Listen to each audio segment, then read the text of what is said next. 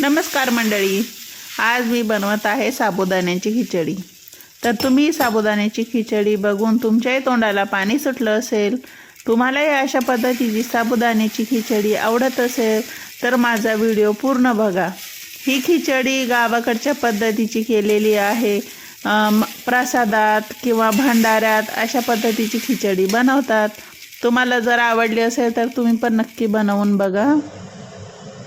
तर त्याच्यासाठी बारीक बटाटे कापून घेतले।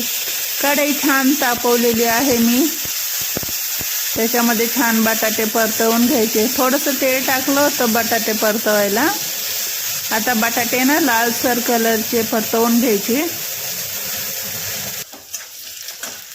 बटाटे परतवून झाले की त्याच्यामध्ये हिरवी मिरची भाजून आणि कुटून घेतली थोडीशी। त्याच्यामध्ये जिरं टाकलेलं आहे। जिरं आवडत असेल तर टाकायचं किंवा तुमच्याकडे चालत नसेल तर नाही टाकलं तरी चालेल, चवीला काही विशेष असा फरक पडत नाही।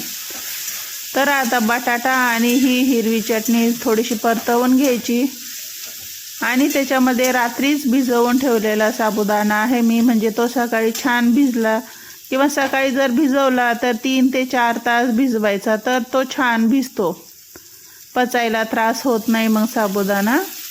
आता साबुदाणा टाकून छान अगदी सगळीकडून परतवून घ्यायचं। तेल कमी पडलं तर तुमच्या हिशोबाने वरतूनही टाकू शकता। तेलात नसेल आवडत तर कोणी कोणी तुपात पण बनवतं। तुम्हाला आवडत असेल तर तुपाचाही बनवू शकता। आणि त्याच्यामध्ये चवीनुसार मीठ घालून। माझा आवाज व्हिडिओमध्ये क्लिअर येत नव्हता कारण मी चिमणी लावली होती आणि चिमणीचा आवाज खूप भरभर येत होता, म्हणून मला नंतर रेकॉर्ड करायला लागलेला आहे। चवीनुसार मीठ घालायचं। मी सेंधा मीठ वापरलेलं आहे।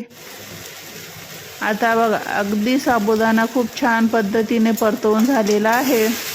असं परतवून घ्यायचं। शेंगदाण्याचं कूट अगोदर टाकायचं नाही। असा साबुदाणा छान सगळीकडून सुटला कढईचा, छान परतवून झाला की मग त्याच्यामध्ये मी जाडसर शेंगदाण्याचं कूट करून घेतलेला आहे, तो त्याच्यामध्ये घालते। आता परत त्याला 5 मिनटं परतवून घ्यायचं।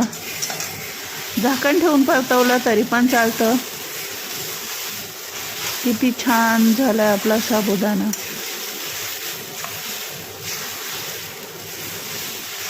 तुम्हालाही आवडला असेल तर लाईक आणि शेअर करायला विसरू नका। तर या मंडळी गरम गरम साबुदाण्याची खिचडी खायला।